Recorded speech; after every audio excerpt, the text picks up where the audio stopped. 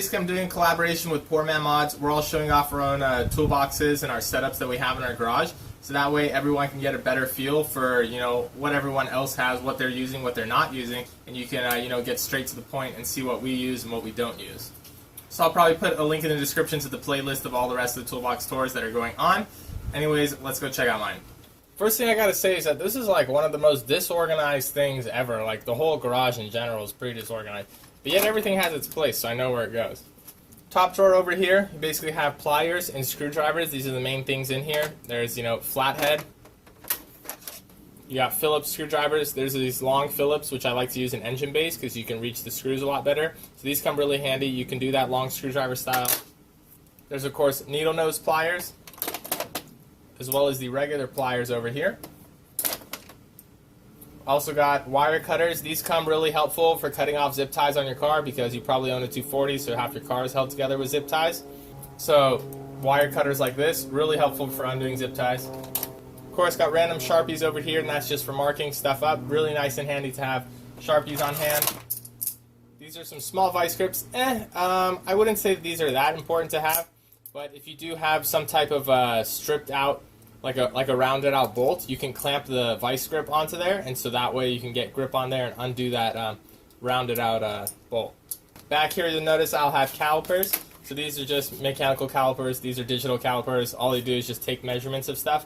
This is kind of just nice to have, so maybe if you want to see how thick a piece of metal is, or if you have two parts next to each other, you can measure one and measure the other one and see if it's in within millimeters or not. I've had to do that before when I'm shaving down stuff in order to get it to the OEM size when stuff didn't fit. Then of course you have small stuff like this in here, which this is used for gapping spark plugs. There's also a test light in here. Test light comes useful because you can hook this up to your ground, and there's a light bulb in here, and then you can touch whatever you want to test to see if it has connection. And if it's basically getting power, then this is going to light up. So that's really handy during troubleshooting, so that way you know if the part you're plugging in is broken or if it's actually just the connector isn't getting any juice, which is why your part isn't working. Anyways, that's the top drawer. Second drawer over here. This has all the metric wrenches as well as the two adjustable wrenches. So these are the ones I use most often because it's 240s, imports, so it's mainly 8, 10, 12, 14, 17, and 19. Those are the ones I usually use. But I do have the full set in here. And of course, if you do need other stuff, or maybe you just forgot to buy one because you didn't plan ahead properly, you can always get these adjustable wrenches, and these come handy for doing stuff that maybe you just didn't have the wrenches for. Then there's also Allen wrenches over here. I have various sets of Allen wrenches. These are kind of just what's in here. I have like a set in the house. There's a set on my bike. There's so these are kind of scattered. These aren't the only Allen wrenches I have. Moving all the way over here, there are chisels and punches. So just because sometimes you're tapping stuff in or you're chiseling it out, these actually come pretty useful, I'd say. It's like one of those things that when you get it, you'll end up start using it for stuff because, you know what I mean? Also over here, there are some air tools. These are, you know what I mean, just regular stuff.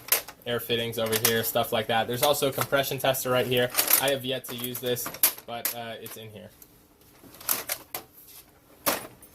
Third drawer, this is American wrenches. So these are all the really big ones because everything's bigger in America, or actually this is all Texas size wrenches right here.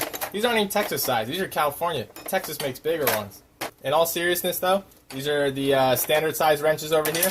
I don't know why they're in the bigger size, they're just kind of in the bigger size because I guess that's what we've just always needed them in. So these come handy, these are all the standard ones, these are all the metric wrenches. Try and keep them separate, keep you more organized. There's some various drill bits here. Again, drill bits are one of those things that's also scattered around kind of the house, so I know where all of them are, and these aren't just the only ones that I have. Then there are also step drill bits. These are nice because you can do a whole bunch of sizes with just, two drill bits right here, and it's also really nice for sheet metal work because these drill bits tend to tear the sheet metal at the very end and get caught up on them, where these ones create a nice clean cut. So I like to use these for doing sheet metal work. Moving over here, there's also electrical tape as well as Teflon tape. Teflon tape, that's used on the end of air fittings. It stops leaks from happening. So it's always useful to have Teflon tapes because it prevents air leaks like that from happening. There are also these two drills, and of course you forgot to charge them, and you never do charge them, so they just kind of sit here standing. And then there's this knife here. So shout out to Artin for trying to slash Bijan's dad's tires with these, and then you couldn't. So then you called this knife a piece of junk and then threw it at Bijan's house, and then I went over and picked it up off his lawn. So shout out to Artin for this knife, and that's why this knife is here. I basically just use it for opening up stuff sometimes. There's also a whole bunch of razor blades over here. If you're into cutting yourself, I guess that's kind of cool. But really, that's not cool. I don't like that. I just use these for cutting open boxes. Usually you can scrape off gaskets. Speaking of that, there are these mini scrapers where you can put those razor blades into. And it gives you a nice handle, and you can scrape off gasket really nice with that. So these are really useful. There's also the valve core removal tool. This is, when you're taking off tires, mounting them, dismounting them, you can remove the valve core, so that way all the air goes in and out easily. So that's what I use this for, mounting and dismounting tires. There's another little Allen set right here. These I don't really use that often. It's kind of just one of those things that we bought one time to use for one specific purpose, and that's why they're here. Alright, that's the third drawer. Fourth drawer, and arguably one of the most important and most used drawers. This is the one with all the ratchets and sockets in there. So there's a few socket sets to go with the ratchets. There's, of course, the 3/8 inch. That's your most commonly used one, is a 3/8 inch ratchet. That's the one I use all the time. I also have this extendable ratchet for that. That's a 3/8 one. It also has a 1/4 inch side over here. Another 3/8 inch one, but adjustable. This one comes handy, but I don't like it because it has too much slop in it. And of course you have your really standard small ones. These are your 1/4 inch ones. And then you got these big chubby ones right here. These are the 1/2 inch ratchets. And of course you have deep wall sockets. Deep wall sockets go down way farther than regular sockets do, and so the reason is like if you have something that has a lot of threading before it gets to the actual nut on there, this can slide all the way over it and then undo this stuck nut. And of course you got all your regular extensions for everything like that. If you just had to pick one ratchet and socket set to go with, I would definitely say to get a 3/8 inch ratchet and a just regular 3/8 inch socket set. Start from the top, now we're here. You see that? I did it backwards because I'm cool, trendy, #hipster. So this drawer here kind of just has a miscellaneous of stuff. There's 3 tape measures over here. Why? Because we only need one, but Harbor Freight gives out ones for free. So that's why we got these ones. There's also various hammers in here. This is a mini Sledge. This is your standard carpenter's hammer. And there's a ball peen hammer. This is a hatchet that we just found when camping. There are also these pliers right here, which come kind of handy. The mini Sledge is actually fairly important because you probably own a 240, and so you smashed it into a pole while drifting, so you need to use this to smash out your quarter panel. There are also scissors in here. These come handy just for cutting tape. You just end up cutting random stuff. I never used to have scissors in here, and then we did put them in here because we kept running inside the house to go grab scissors, so these are always nice to have. The use of the tape measure, of course, is normal stuff. You just measure stuff, like 9, 10 inches, stuff like that. So that's what we use the tape measure for. I also use it for doing, wheel alignments, anything like that. Clamps also come useful. There's 2 clamps in here. These are the main 2 that I use. These are kind of just for clamping stuff to each other, so that way you can drill it easier, do stuff like that. There are also 2 pry bars in here. These come arguably handy, maybe not handy, depending on what kind of work you're doing. I've used them a few times, but I wouldn't say that they're a necessity. They're kind of just okay to have around. There's also a file. I really like these files. Files come in handy a lot. Sometimes parts aren't fitting together like they should. You can quickly just take a file to it and get it down to the size you need. So that's always nice to have. I'm not exactly certain what type of pliers these are, but they're like needle nose except bent at this edge right here at 90. And these are really nice for undoing hose clamps in the engine bay for your radiator hoses and stuff like that. So you can kind of just clamp it and then go at it. So I really, really like these.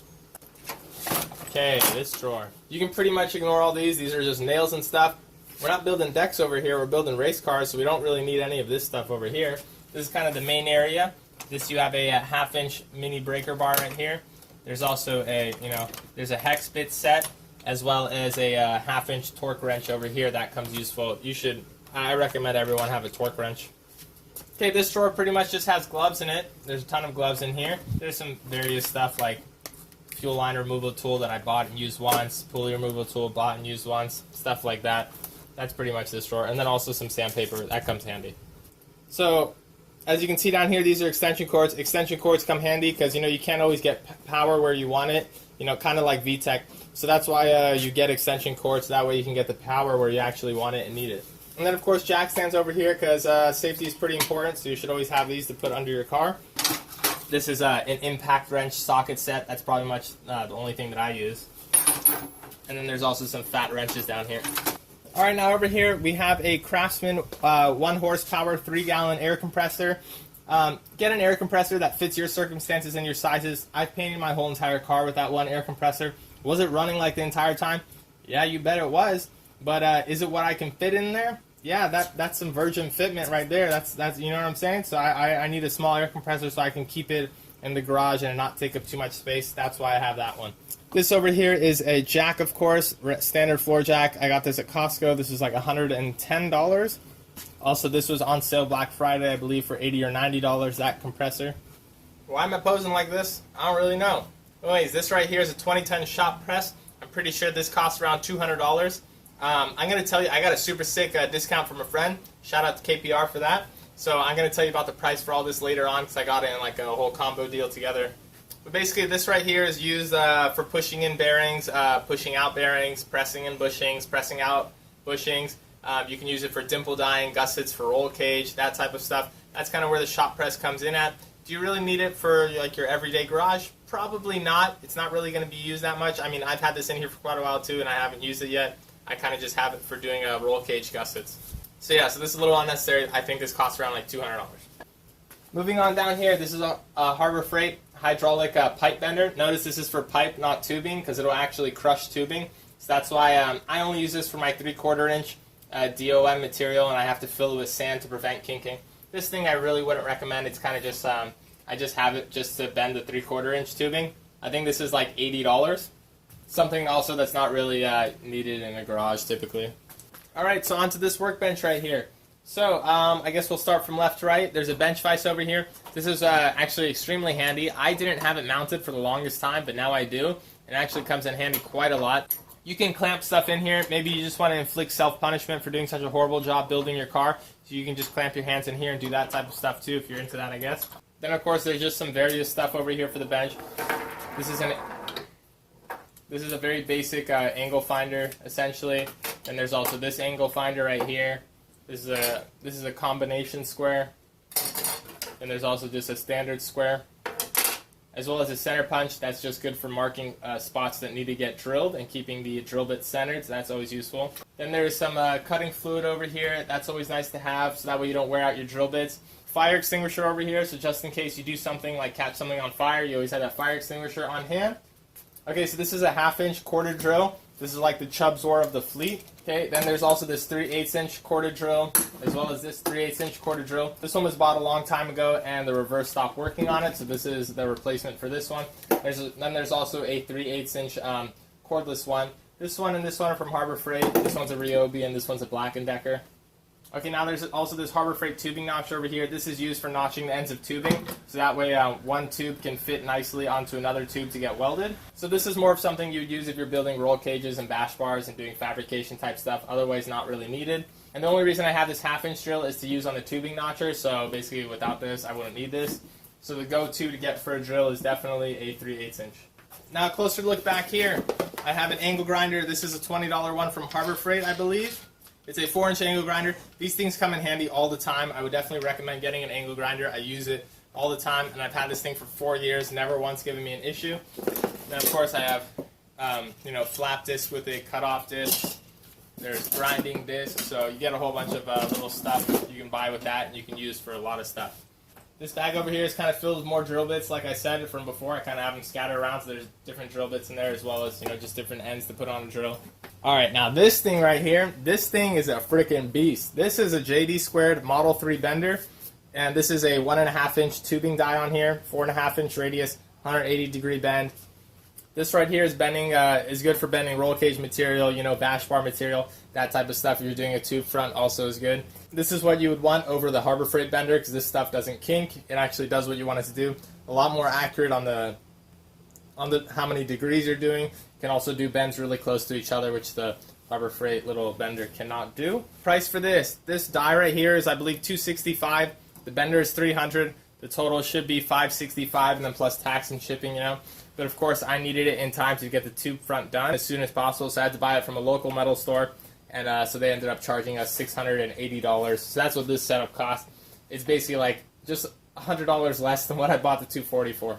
Alright, so this is the manual tire changer. I use this actually quite a lot. It's very useful when drifting that you have your own tire changer, so that way you can do your tire changes late at night.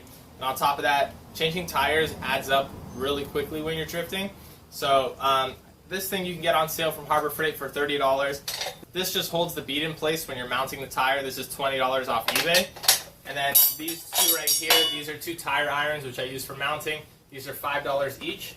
Now it does come with this big red one right here, but this one kind of just scratches up your wheels. I don't like using this. It's kind of barbaric. So I just use these two. I welded a gusset in place over here to keep this from flexing, so that's why that's there. Otherwise, it doesn't really work that well for breaking the bead. But yeah, so this total setup, you got like $30 over here, $20 for this, and another $10 for these two combined. So in total, it's about a $60 setup, so it'll pay off after you change about like 6 tires is what they're going to be charging you to unmount and mount some tires. So I definitely recommend this if you're into drifting and you want to save on money in the long run. Alright, there's also this Harbor Freight chop stock. I use this for cutting all my roll cage tubing, all my tube front tubing, all that type of stuff. I use this to cut. So that's where this comes handy. Are you really going to need it? Not usually, unless you're doing fabrication type stuff. You're not really going to use this. Alright, so this is my welder over here. This is a Longevity MIG Weld 140, MIG welder of course. This is an 80 CF tank running C25, which is 25% CO2, 75% argon. I don't know why people assume I have a Harbor Freight welder. This is actually a Longevity welder. I got this on Black Friday on sale for $260 something. And then of course shipping and tax, I think it was close to $300 what it ended up being. This bottle right here filled up and I purchased this. I'm not renting it from the welding gas suppliers, you know. This was $180, I believe I paid for this. Then there's also this welding cart. This I believe is $40 to $50, Harbor Freight. There's this welding helmet. Now there's this welding helmet, and you're probably looking at me right now like, why you got like Ricer VTech type flames on this thing? The thing is like, I didn't know it was gonna look like this, and so I bought it, and I was like, this is gonna look super awesome, bro. Ended up getting it home, and I was like, oh, what is this, you know? But actually, I think I was gonna return it, but this was one of the few times I thought where money actually can buy happiness. Because every single time someone comes over to the garage, you know, and they see me welding, they're like, why is your helmet like that, you know? And it's always a good little fun piece to talk about is why this thing has some ridiculous flames on it. So this is from Harbor Freight. Welding cart from Harbor Freight. Of course, you know, all the gloves and little cutters, accessories, everything like that. That's all Harbor Freight. I'm pretty sure this whole entire setup right here costs around like $550 for this entire setup. Of course, shout out to my friend again for giving me a discount on pretty much all the Harbor Freight stuff on this thing. Super safe. Alright, now this right here, this is the no drinky cabinet. This is the stuff you don't want to put in your mouth.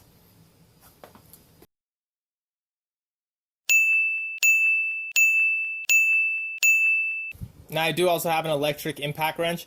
Now I chose an electric impact wrench over an air one just because I don't have to take out an air compressor to use this. So I can just quickly plug this in, and then all my bolts come undone. So that's why I use this for. I seldom use it. I kind of just, when you need it, so that's why I have one. Okay, and of course I have this little shop crane right here, which is, you know, you just use for pulling out engines. This also really isn't a necessity. I'm pretty sure you can go ahead and rent these from auto stores, or if you just have a buddy, usually they'll let you borrow them. Like this one sitting on the side of the house, if someone were to ask me to borrow it, I'd be like, go for it, bruh, take it. The price for this, I think, was somewhere, like $180. Then, of course, discount because of Harbor Freight. So basically, the welder setup was around $550 with the discount from a friend. There's also $680 for the JD Squared Model 3 bender. And then on top of that, so what I was telling you, my friend gave me a discount, so she gets 20% off because she's an employee for Harbor Freight. Then on top of that, there's a coupon that day for 20% off the whole purchase. So I got the shop press, the cutoff saw, the pipe bender, as well as the cherry picker. And I got all that for $420 something, I believe, and in total with all the discount ended up, I saved like $200 and something. So shout out again to the friend for the hookup on that. So basically there's around $1,600 just in that bigger stuff alone. Then you also got the floor jack was $100, the compressor roughly $100 with tax, and then you got everything in here, which is also a couple hundred. So in total, the setup for over here is going to be like around $2,000 to $3,000 for the entire garage. And like the stuff that gets used in it. Now, of course, for a very basic garage setup, I think you probably only need to spend a few hundred. You can get your major sockets and ratchets, you can get your screwdrivers, you can get a floor jack, maybe a compressor if you want. And that'll run you maybe like $500 and you can get a good starting setup on a thing. And then eventually, you know, you start buying more stuff when you need it, like a welder if you need it, or a shop press, a cherry picker. you can start accumulating all these things over time. And then eventually you'll be able to just look at something and be like, I can do that. You know, I have the equipment for that. I can, you know what I mean? And that's like the greatest feeling ever. Alright, that pretty much wraps it up. I hope you enjoyed this and it gave you some sort of understanding for what we're using. Of course, a link to the playlist is going to be in the description if you want to check out more of these done by other people. Oh, and of course, if you want to check out where I got this shirt, whatmonstersdo.com. No Mercy. I think this is probably one of my favorite shirts from that site as well. Okay, yeah, I don't know how to end this. See you guys. This isn't a kitchen. Why are we talking about sandwiches? Put some general purpose grease on it so that way it doesn't go in dry and tear the gasket. Super hella flush, hella slammed, hella everything. How do you end these things? Jesus, my leg is so like leaning over here, leaning tower of pizza like a cool dude or something. Now my leg is all messed up to put so much pressure on it. Do some kicks and some water activities, some aerobics or something. Do some stretching. Wait, look at this. Oh! That was pretty sick.